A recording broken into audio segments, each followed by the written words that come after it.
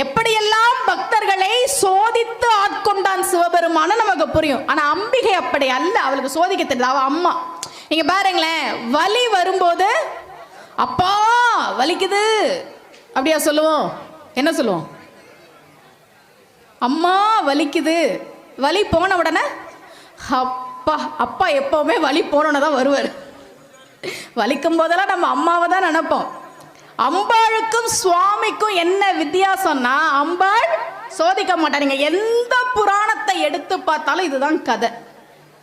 அபிராமி அந்தாதியில பாக்குறோம், அம்பாளுக்கு அவ்யாஜ கருணாமூர்த்தின்னு ஒரு பேர் உண்டு. காரணமே இல்லாமல் கருணையை பொழிபவள். நீங்க கேட்டீங்கன்னா கொடுத்துருவா, சோதிக்கலாம் மாட்டா. அதான் அம்பாளுக்கு இருக்கக்கூடிய விசேஷம். மீனாட்சி அம்மன் கோவிலை பத்தி சொல்றேன் பாருங்க ஒரு செய்தி. சாமி இருக்கா? இருக்கு. அதிசயத்தை இன்னைக்கும் இந்த கலியுகத்திலே நடத்தி காட்டுமா? காட்டும்.